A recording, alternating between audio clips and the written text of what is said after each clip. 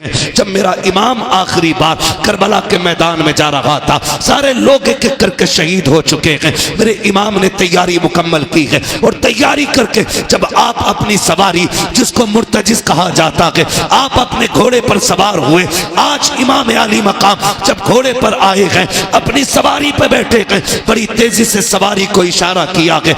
एक मर्तबा नहीं 11 मर्तबा हुसैन ने एड़ लगाई थी, लेकिन वो मुर्तजिज जो बैठते ही हवाओं से बातें करता था, जिसकी रफ्तार बड़ी तेज थी, 11 मर्तबा इशारा किया, घोड़ा आगे नहीं बढ़ा। आपने कहा मुर्तजिज क्या बात है, क्यों आगे नहीं चलता है? क्या तुझे पता नहीं है ज़ैनब खेमे के दरवाजे पे खड़ी है, उम्मे रुबाब भी खड़ी है, जल्दी कर, अब हुसैन को यहाँ ना रोक, बल्कि खेमे की जल्दी से खेमे के आगे से हटा, करबला के मैदान में ले चल। सबकी बेकरारी बढ़ती जा रही है, आप कह रहे हैं, लेकिन मुर्तजिज आगे नहीं बढ़ता। आपने कहा था मुर्तजिज मैं जानता हूं तूने भी 3 दिन से पानी नहीं पिया है, सुन मैं करीम इब्ने करीम हूं, सखी इब्ने सखी हूं, मैं तुझे तकलीफ नहीं देना चाहता, जा तेरी मर्जी है। हुसैन तुझे इजाजत देता है, चाहे तो नहरे फुरात जाके प्यास बुझा ले, चाहे तो कूफा चला जा या वापस शहर मदीना चला जा।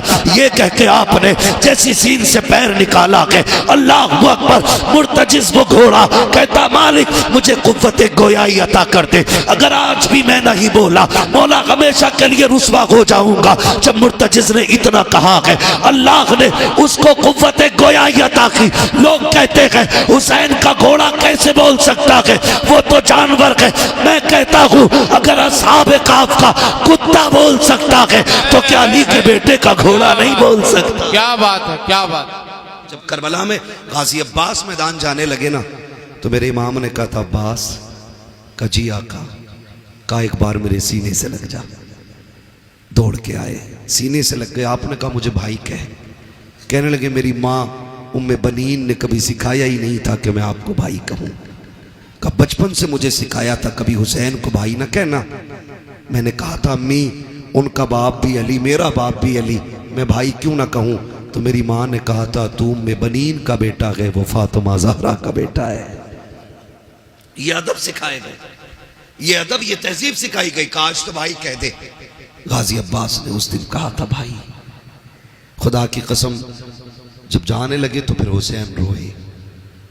गाजी अब्बास ने ताज अकबर को लाकर खेमे में रखा, नहीं ऐसे रोए जैसे अब रो रहे हैं। मेरे हुसैन ने कहा था तेरे बाद करबला में मुझे भाई कहने वाला नहीं रहेगा। ये भाई होता है और तारीख गवाह है। मैदान करबला में गए, तलवारें चली, जब आप घोड़े से नीचे आने लगे, एहतराम किया करो, छोटे बड़े की कदर किया करो। आज हमारे घरों का माहौल ये है कि जो कमाता ज्यादा है उसकी इज्जत ज्यादा है, चाहे छोटा हो या बड़ा हो। अगर छोटा है तो वो बड़े का बाप बन बैठा है। अगर बड़े भाई ने मेहनत करके छोटे को पैसे दे के पढ़ाया है तो पूरे कलम की ताकत छोटे वाला बड़े भाई पे निकालता है। देख मेरे कोट की ताकत ये है, मेरे कलम की ताकत ये है। वो भाई अपने बड़ों का एहतराम किया करो। जब गाजी अब्बास करबला के मैदान में गए, सवारी से नीचे आए थे, कहा था अदरिकनिया हुसैन, हुसैन मुझे आके संभालो। आका हुसैन ने दौड़ लगाई और आवाज देते गए अब्बास कहाँ हो, कहाँ हो। ये कहते कहते दौड़ लगे गए। एक कोने से आवाज आई हुसैन मैं यहाँ हूँ। आपने जाते जाते पहला बाजू उठाया, कहा इन्ना लिल्लाहि व इन्ना इलैहि राजिऊन। दूसरा बाजू उठाया, दोनों बाजुओं को सीने से लगाया। समझ गए मेरे गाजी के बाजू कटे गए। तारीख गवाह है जब हुसैन गए गए गाजी के पास, एक आंख में तीर लगा गए, दूसरी आंख में खून भरा गए। आपने कहा था आगे हुसैन, कहा जी। आका हुसैन ने भाई का सर गोद में रखा है। अब अदब देखिए भाई ने भाई का कैसे किया है। आज भाई का भाई गला काटने के लिए तैयार है, अपने फायदे के लिए। अपनों को जमीन में दफनाने वालों कान खोल के सुनो, रिश्ते कैसे निभाए जाते हैं। जब गाजी अब्बास का सर हुसैन की गोद में आया था, मेरे इमाम ने कहा था गाजी खैर तो है, कहते शुक्र है रब का। फिर गाजी अब्बास ने कहा था हुसैन मुझे मालूम है कि तुम मुझे लेके जाओगे। कहा हाँ। कहा मेहरबानी करना, मुझे खेमे ना लेके जाना। कहा किस लिए? कहा सुबह से इतनी लाशें उठाई हैं कि तेरे बाजू थक चुके हैं हुसैन, अब तू तन्हा रह गया है, हुसैन मुझे लेके ना जाना। कहा सुन अब्बास, मैं यहाँ कैसे छोड़ दूंगा, खेमे में तेरी ज़ैनब को तेरा इंतजार है, उम्मे रुबाब को तेरी राह पे आके जमी है। कहा सुन तो सकी, सकीना भी तो तेरा इंतजार कर रही है। गाजी अब्बास ने कहा था हुसैन अगर तुम मुझे लेके गए और सकीना ने पूछ लिया चचा तुम तो पानी लेने गए थे, पानी किधर गए, तो जवाब क्या दूंगा? अल्लाह अकबर, तारीख गवाह है। मेरे हुसैन ने भाई के सर को सीने से लगाया। कहा कोई ख्वाहिश हो तो बता। गाजी अब्बास ने कहा था हुसैन अगर मेरे हाथ होते तो तकलीफ ना देता, मेहरबानी कर मेरी एक आंख में तीर लगा के दूसरी आंख में खून भरा के मेरी खून वाली आंख को साफ कर दो। कहा किस लिए? कहा जाते जाते आखिरी निगाह तेरे चेहरे पे डालना चाहता हूँ। ये रिश्ते होते गए। गाजी अब्बास की आंखों से जैसी खून साफ हुआ है, सीने के पार भी तीर है, सीना चलनी है, बाजू कट चुके हैं, पूरा जिस्म लहू लगान है। लेकिन जब हुसैन को देखा लबों पे मुस्कुराहट आ गई। कहा मुस्कुराए क्यों? कहा मैं वो खुशनसीब हूँ कि जिसको आखिरी लम्हे में ये सादत मिली है। मैं उस चेहरे को देख रहा हूँ जिस चेहरे को मदीने वाला बार बार छुमा। सुभान अल्लाह, सुभान अल्लाह। ये सुभान अल्लाह होते हैं। और फिर आखिरी सांस ली और हमेशा के लिए खामोश हो गए, हमेशा के लिए खामोश हो गए। भाई कदर करो, रिश्तों की कदर करो। मैं क्या बताऊं हुसैन किस तरह भाई की जिस्म को खेमे में लाए थे।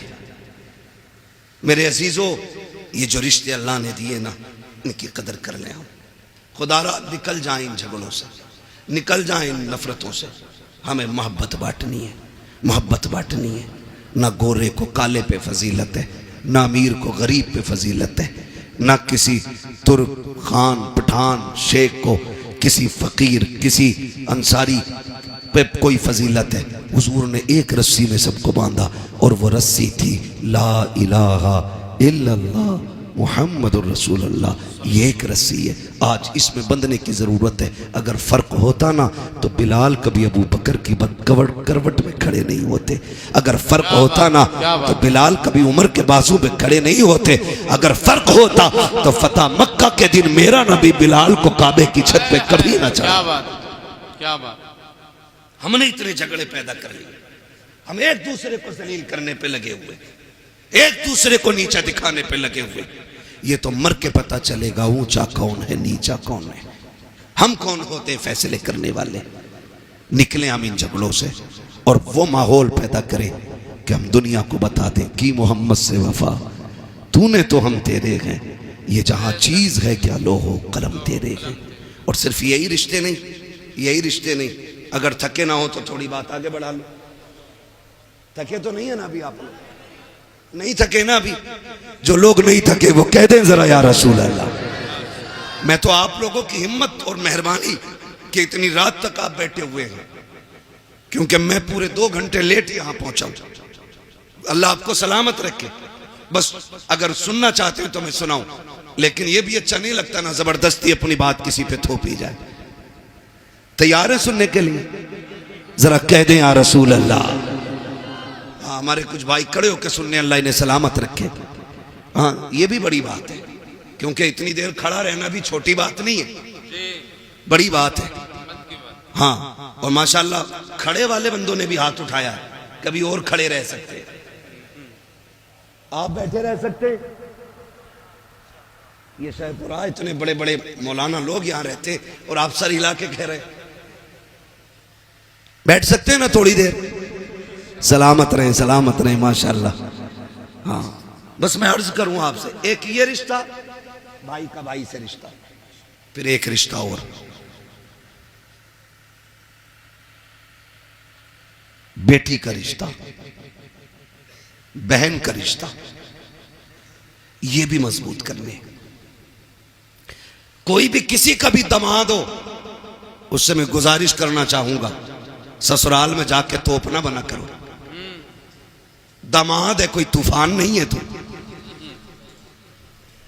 हमने ऐसे भी हज़रत दामाद देखे जिनकी मोहल्ले में कोई औकात नहीं अपने, वो ससुराल में टांग पे टांग रख के बैठे होते।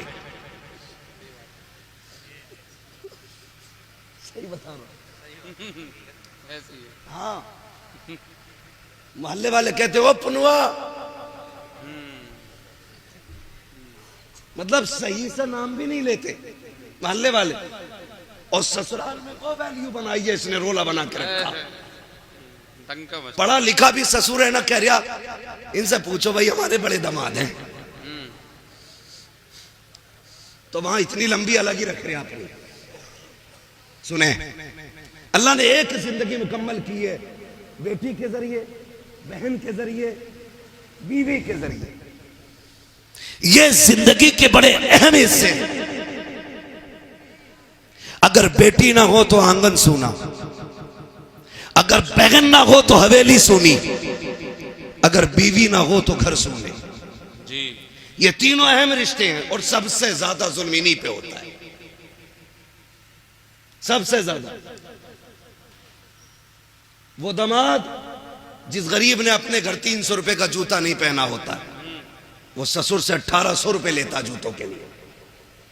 ना करो ये, इतने आसान कर दो रिश्ते कि जिस तरह बाप को बेटों पे नाज होता है, उसी तरह बाप को दामाद पे नाज होना चाहिए। ईद गुजरी है, ईद रहम करो यार, हाथ जोड़ रहे हैं तुम्हारे आगे। 1.5 लाख की ईद ही गई है, ये रस्में चल गई है। ईदी में क्या 3 किलो छुआरे, हाँ 1.5 किलो बादाम, 2 किलो किशमिश। कागा कौन का दामाद 1 क्विंटल सामान भेजा, दूल्हा बन के फिर भी ऐसे ही आया जैसे भीगी मुर्गी। ये जबरदस्ती के लोड है, खत्म करो ये जबरदस्ती के लोड, ये नहीं रहने चाहिए। सिर्फ वो रखो जो इस्लाम ने रखा है। हमें अपनी तरफ से फालतू नहीं बढ़ाना, नहीं बढ़ाना। यह अलग बात है कि दामाद का लीवर इतना कमजोर होता है कि बादाम खाते ही बीमार। ये कंडीशन है। इसलिए मेरे अजीज, फालतू के खर्चे बंद करो। आज गरीब सोचता कि बेटी रुखसत कैसे की जाएगी, आज कमजोर सोचता कि बेटी के हाथ कैसे पीले किए जाएं। इसलिए कि मैंने कई गरीबों को कहते सुना कि रिश्ता पक्का तो कर देते, लेकिन बीच में ईद आ रही है, 1 लाख का खर्चा बढ़ जाएगा, ईद के बाद रिश्ता पक्का किया जाएगा। यार जो गुंजाइश वाला है वो तो कभी भी कर सकता है, लेकिन गरीबों का जीना हराम किया है ऐसी कसरत दौलत दिखाने वालों ने जो 1-1 लाख की ईदियां दे रखे। कोई फायदा नहीं, कोई मकसद नहीं। इतने आसान कर दो निकाह, ताकि अगर कोई गरीब बेटी जब हाथ पी रहे हो तो रब का शुक्र अदा करे और मचल के कहे मालिक तेरा एहसान है, तूने हुजूर की उम्मत पे पैदा किया है जहाँ गरीब बेटियों को रब ने ये हक दिया है कि जहाँ अमीर मुस्कुराते हैं उसी सफ में गरीब भी खड़े होकर मुस्कुराया। नारे तकबीर, नारे रिसालत, पैगाम हक कॉन्फ्रेंस, मुफ्ती हम्माद रजा मुरादाबादी। है तवज्जो, आसान करेंगे इंशाअल्लाह निकाह, इंशाअल्लाह। बोले इंशाअल्लाह, जोर से बोलो इंशाअल्लाह। हाँ सब नहीं, बहुत गौर से सुन रहे हैं। चलो कोई बात नहीं, कुछ ये सोचते हैं मुझ पे ही बोल रहे, देखें होता है ऐसा। कहते हैं चोर के पैर कितने होते हैं। किसी को भी कहो कि मौलाना मुझे ही कह रहा होगा, मेरे पड़ोस वाले ने जरूर कही होगी। ये इस तरह के ख्यालात पैदा होते हैं। तो रिश्ते आसान करें, रिश्ते आसान करें। मैं सिर्फ एक बात जानता हूं, ये फ्रिज, गाड़ी, मोटरसाइकिल, कारें मांगने वाले लोग, मैं सिर्फ एक बात कहूंगा उन लोगों से जो मांग मांग के जहेज लेते हैं, यार जिसने बेटी दे दी उसने सारी कायनात उठा के दे दी। बेशक बेशक, मानते नहीं इस बात को जी। जिसने बेटी दे दी उसने सब कुछ दे दिया, सब कुछ दे दिया। उसकी हिम्मत को सलाम कि 22 साल 18 साल पाल के किसी अजनबी के हवाले कर देता है। और उसमें भी कह रहा पिलाई जो थी ना आधा इंची कमजोर रह गई, क्यों इस पे भैंसे बांधेगा? 2 इंची की पिलाई चाहिए बेड में। अलमारी में कब्र के तख्ते कै इंची के होते हैं? बोलो।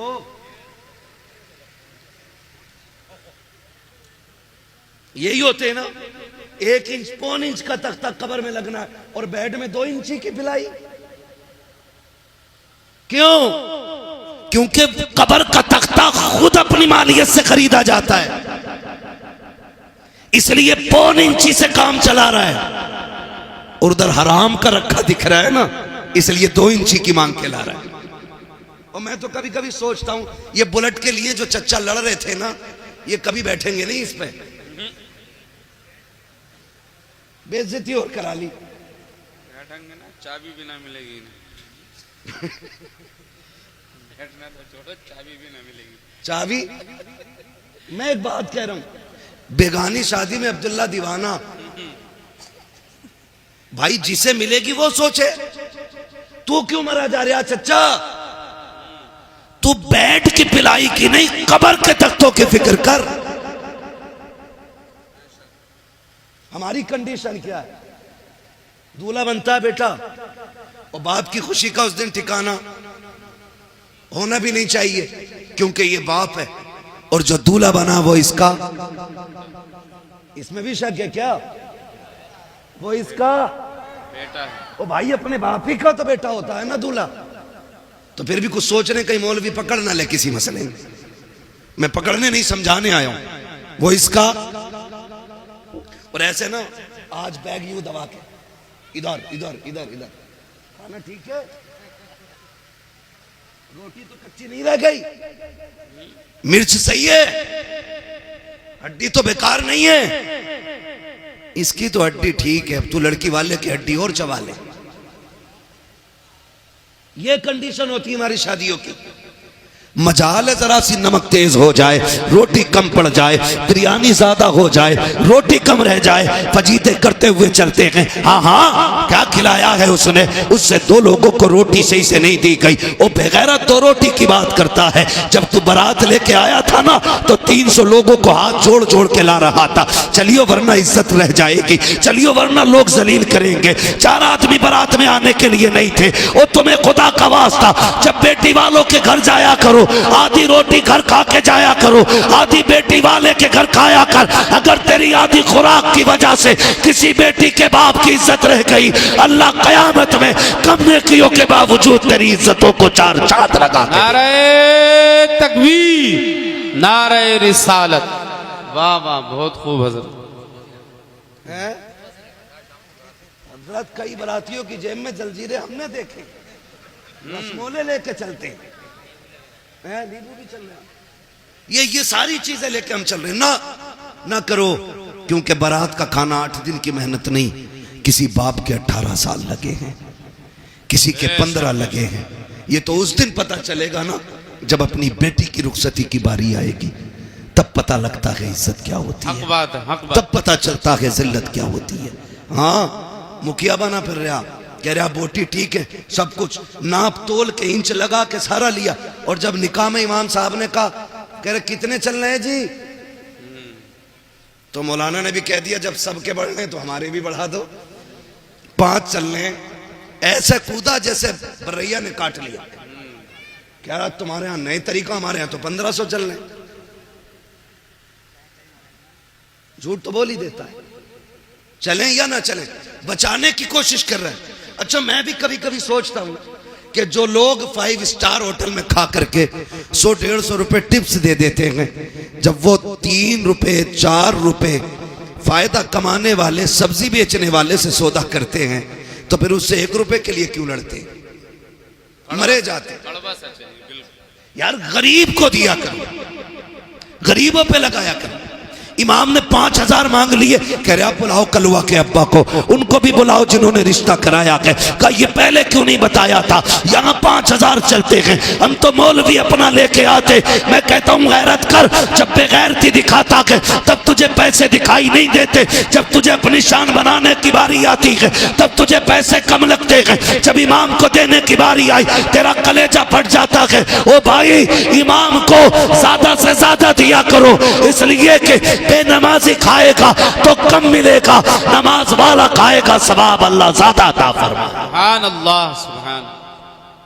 लेकिन यहाँ के फिर सोई नाप तोल करते, इसलिए निकाह आसान करेंगे इंशाअल्लाह, करेंगे इंशाअल्लाह। सुबह से ही भूखे तो न रहेंगे।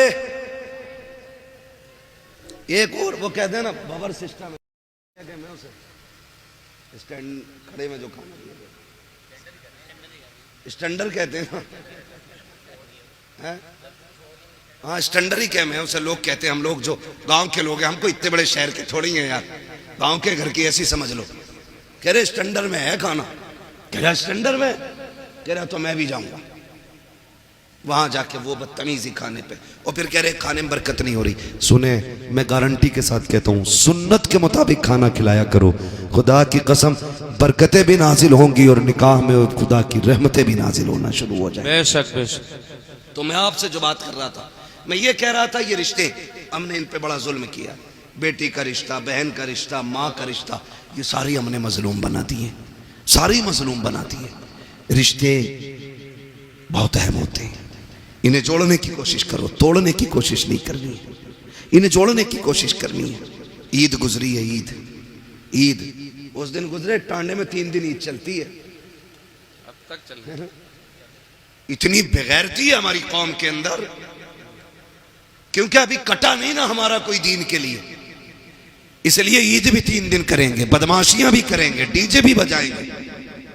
ईद खुदा की तरफ से बहुत बड़ा तोहफा है, हम इसकी इज्जत करें, हम इसकी कदर करें। ईद के नाम पे टांडे बच्चियां भेज दी कि हक है उसका ईद में जाना, नहीं, ये गलत है। जो हक है वो दो उनको, जो नहीं है वहां उन्हें फ्री ना करो। दीन बड़ा मुश्किल है, वरना सच बताओ, जब तेरी मेरी बेटी बेपर्दा किसी बाजार में जाती होगी, फिर खातून जन्नत की बेटी सैयदा ज़ैनब के दिल पे क्या गुजरती होगी, खुद सोचो जरा। वो सोचती नहीं होंगी हमने खानदान दे दिया लेकिन पर्दा नहीं दिया था, हमने अपनों की लाशें देखी हैं, बच्चों के कटे सर देखे, लेकिन हमने हुजूर का दिया हुआ पर्दा नहीं छोड़ा। तो फिर क्या जवाब होगा अगर क़यामत में उन्होंने पकड़ लिया तो। इसलिए खुदारा हम अपने रवैयों को बेहतर करें, रवैयों को बेहतर करें। ईद गुजरी है ना, कई लोग ना बेटियों को फोन, ना बेटियों को बुलाना, क्यों कि दामाद से अनबन हो गई थी। समधी जो हो ना, समधी भी मुझे तो कहीं कहीं ऐसा लगता कि पूरे आतंकवादी होते। सही कह रहा हूं, कह रहा जाऊंगा नहीं, मूछ का मसला और जागा मेरा लड़का भी नहीं, निकाह लड़के का हुआ, अब्बा तुम्हारा नहीं हुआ है। बेटी पे सितम न करो, वरना अल्लाह ऐसा रगड़ेगा सारी समझीगिरी निकाल देगा। जो बने बैठे ना हम समझी हैं, ना करें। बाप को बेटियां बड़ी प्यारी होती हैं, बेटियों को कभी माँ बाप से जुदा ना करें, खुद भी इनके साथ शामिल हो, इनको भी माँ बाप के साथ भेजें, उनके पास भेजें, ताकि बेटियों की खुशियों में कमी ना रह जाए। ये हम सभी पे लाजिम है, इन रिश्तों को निभा के चलें। और बस आखिरी बात आपसे ये कह के मैं बात खत्म करूं कि हम जिस सोसाइटी में जी रहे हैं ना, उस सोसाइटी में सबसे अहम और सबसे खास बात यह है कि हमें पढ़ना होगा, आगे बढ़ना होगा। जी, जिसके पास 50 बीघे जमीन है वो पढ़ाते ही नहीं है, कह रहा ट्रैक्टर रहेगा तो ये जोतेगा, अगर कलम ले लेगा तो जमीन कौन देखेगा। एक साइन में सारी छिन जाती है। जमीन मजबूत ना करो, औलादे मजबूत बनाओ। जी जी, आपके पास 50 बीघे के 5 बीघे बेच के बच्चों को पढ़ाइए और बच्चों को इतना मजबूत बना दो कि वो किसी पे बोझ ना बने, बल्कि दूसरों का बोझ खुद उठाने लगे। बेशक बेशक। पढ़ाइए अपने बच्चों को, और आने वाला दौर बम का नहीं, बारूद का नहीं, कलम का दौर है। जी।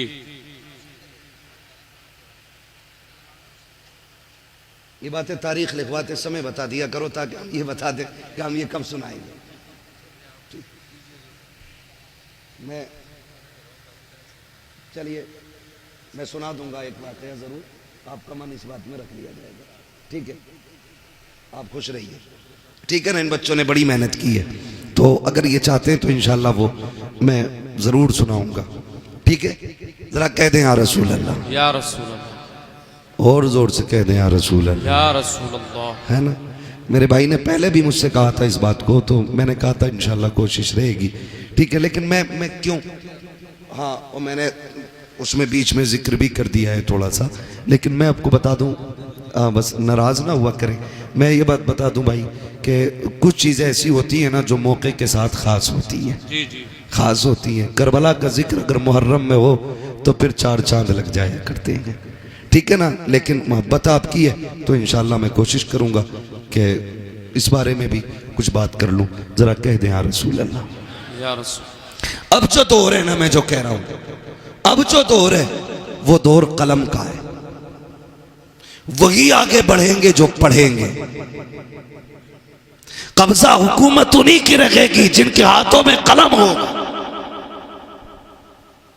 हम जो तोड़े गए ना, हमारी जहालत की बुनियाद पे तोड़े गए।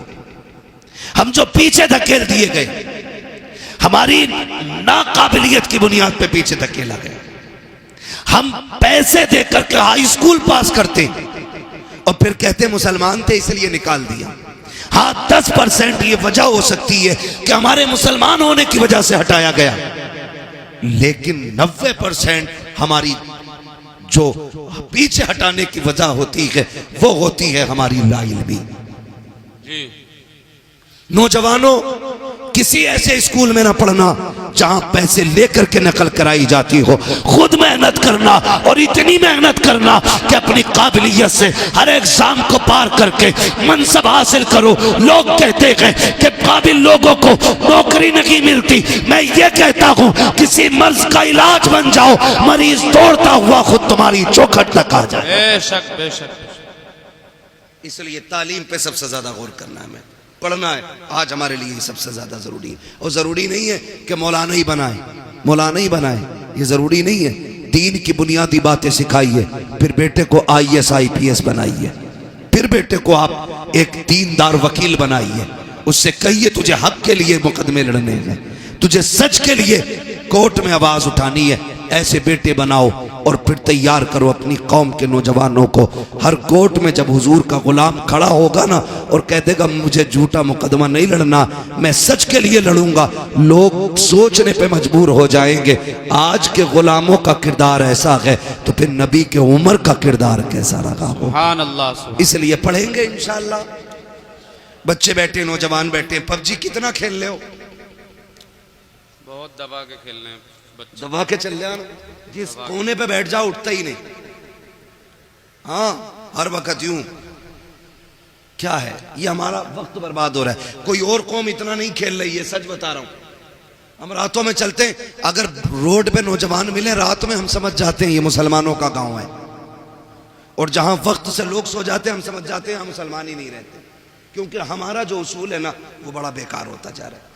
रहन सहन खराब, तौर तरीके बदल गए। नौजवानों, अब मोबाइल चलाने का वक्त नहीं है, अब कलम चलाने का वक्त आ गया है। पढ़ो, आगे बढ़ो, ये साइंस तुम्हारे कदमों में होगी, ये तरक्कियां ये सब तुम्हारी होंगी, लेकिन शर्त है खेल छोड़ करके हमें तालीम की तरफ आना पड़ेगा। बेशक तालीम की तरफ आना पड़ेगा। ना हमारे अच्छे स्कूल हैं, ना हमारे अच्छे हॉस्पिटल हैं, ना हमारे अच्छे कॉलेजेस हैं, ना हमारे अच्छे मदरसे रह गए, क्योंकि मदरसों से तो लोगों ने नफरत इतनी कर ली ना, उन्हें लगता है कि ये मदरसे जो है ना सिर्फ चंदों के लिए हैं। नहीं, खुदा की कसम, अगर ये मदरसे ना होते हमारे चेहरों पे ताड़ियां नहीं होती, अगर मदरसे ना होते सरों पे टोपियां नहीं होती, ये मदरसों की देन होती है। तुम्हें क्या लगता है जो सरे हुसैन ने नेज़े पे कुरान पढ़ा था, क्या सिर्फ वो इमाम हुसैन का कमाल था? नहीं, खातूने जन्नत ने दूध पिलाते वक्त कुरान सुनाया था, सर कटा के नेज़े पे हुसैन ने कुरान पढ़ते सुना। सुभान अल्लाह, सुभान अल्लाह। जब दरसगाह ऐसी होती है ना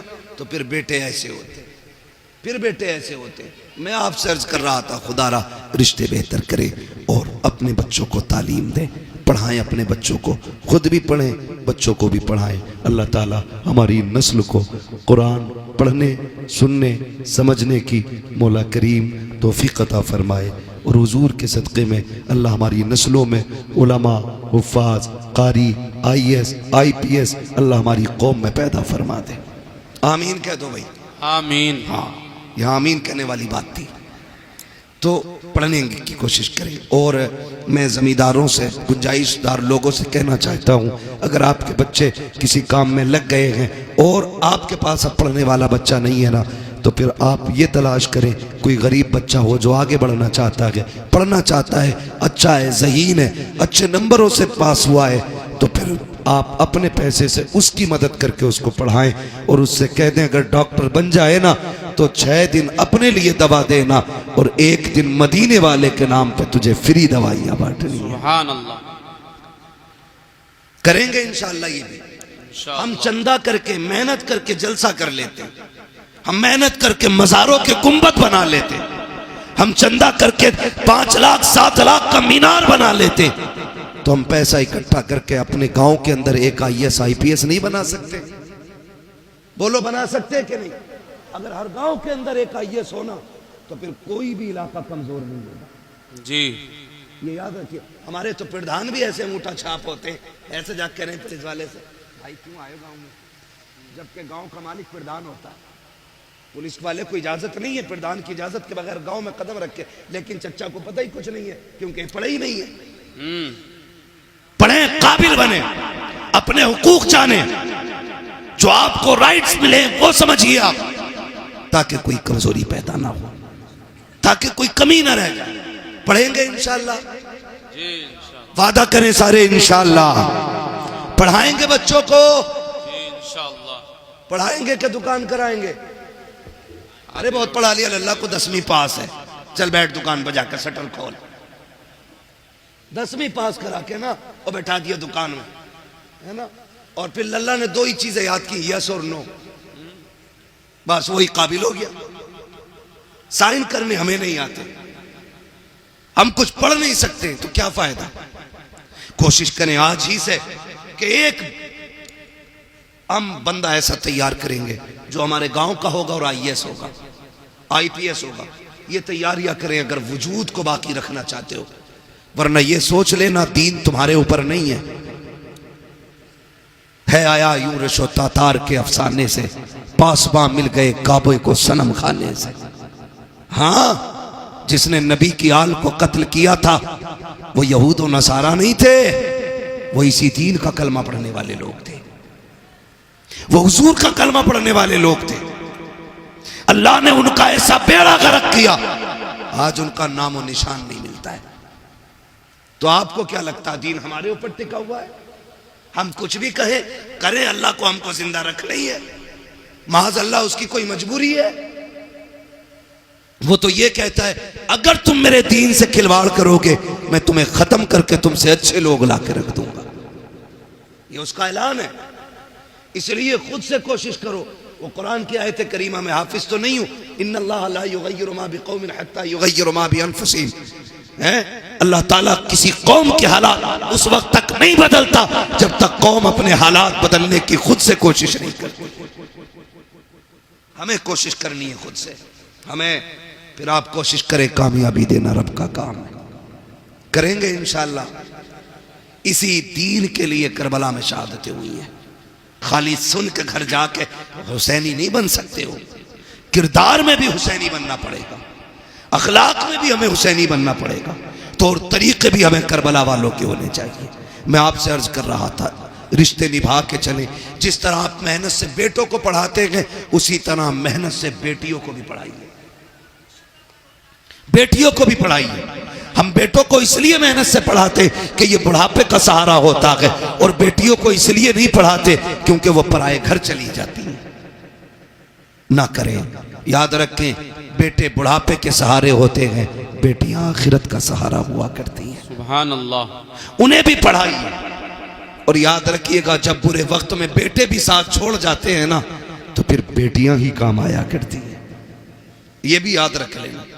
फिर बेटियां ही काम आया करती है अगर बेटे भी साथ छोड़ जाए। क्या तुमने नहीं देखा कितने बाप घर के बाहर बैठे मिलते, कितने वीडियोस रोज के वायरल होते कि वो कहता मेरे बच्चों ने निकाल दिया, कोई कहता बहू ने घर में नहीं रहने दिया, कोई कहता बेटे ने धक्का दे के निकाला गया। ऐसे बुरे वक्त में भी बेटियां काम आ जाया करती हैं। तुमसे गुजारिश करना चाहता हूँ, खुदारा रिश्तों की कदर करो। तुम जानते हो बेटी क्या होती है, आओ जरा दिल पे हाथ रख के सुनो। मैं बताना चाहता हूँ बेटी किसे कहते हैं। जब मेरा इमाम आखिरी बार करबला के मैदान में जा रहा था, सारे लोग एक एक करके शहीद हो चुके हैं। मेरे इमाम ने तैयारी मुकम्मल की है और तैयारी करके जब आप अपनी सवारी, जिसको मुर्तजिज कहा जाता है, आप अपने घोड़े पर सवार हुए।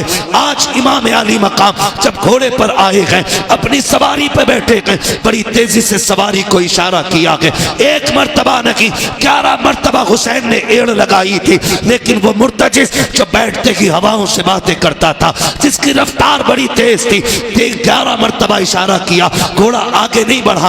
आपने कहा मुर्तजिज क्या बात है, क्यों आगे नहीं चलता है? क्या तुझे पता नहीं है ज़ैनब खेमे के दरवाजे पे खड़ी है, उम्मे रुबाब भी खड़ी है, जल्दी कर, अब हुसैन को यहाँ ना रोक, बल्कि खेमे की जल्दी से खेमे के आगे से हटा, करबला के मैदान में ले चल। सबकी बेकरारी बढ़ती जा रही है, आप कह रहे हैं लेकिन मुर्तजिज आगे नहीं बढ़ता। आपने कहा था मुर्तजिज मैं जानता हूं तूने भी 3 दिन से पानी नहीं पिया है, सुन मैं करीम इब्ने करीम हूं, सखी इब्ने सखी हूं, मैं तुझे तकलीफ नहीं देना चाहता, जा तेरी मर्जी है। हुसैन तुझे इजाजत देता है, चाहे तो नहरे फुरात जाके प्यास बुझा ले, चाहे तो कूफा चला जा या वापस शहर मदीना चला जा। ये कह के आपने जैसी सीन से पैर निकाला है, अल्लाह अकबर, मुर्तजिज वो घोड़ा कहता मालिक मुझे कुव्वत गोयाई अता कर दे। अगर आज भी मैं नहीं बोला मौला हमेशा के लिए रुसवा हो जाऊंगा। जब मुर्तजिज ने इतना कहा है, अल्लाह ने उसको कुव्वत गोयाई अता की। लोग कहते हैं हुसैन का घोड़ा कैसे बोल सकता है, वो तो जानवर है।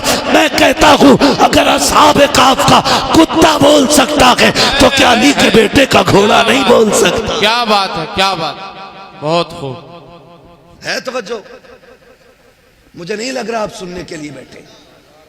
बस जो हुए गलत उनको माफ फरमाए रब्बे कायनात। जिंदगी ने दिया साथ, फिर होगी मुलाकात। चमन रहा फूल खिलेंगे, जिंदगी रही, फिर मिलेंगे। सारे लोग कलमा शरीफ पढ़ लीजिए, ला इलाहा इल्लल्लाहु मुहम्मदुर रसूलुल्लाह व मा अलैना इल्लल बलाग। अस्सलामु अलैकुम। उम्मीद करता हूँ मेरे दोस्त जो मौलाना साहब ने बयान में बताया है समझ तो आ ही गया है। इंशाअल्लाह दीन को आगे फैलाना सदका जारिया है। इंशाअल्लाह वीडियो ज़्यादा से ज़्यादा शेयर करें और जो मौलाना साहब ने बताया है इस पे अमल करें। अमल करना ज़्यादा बेहतर है, दुनिया में आखिरत में भी कामयाबी है अमल करना। मेरे भाई अमल ज़्यादा से ज़्यादा ज़रूर करें। और चलो फिर मिलते हैं अगले वीडियो में। अस्सलामु अलैकुम।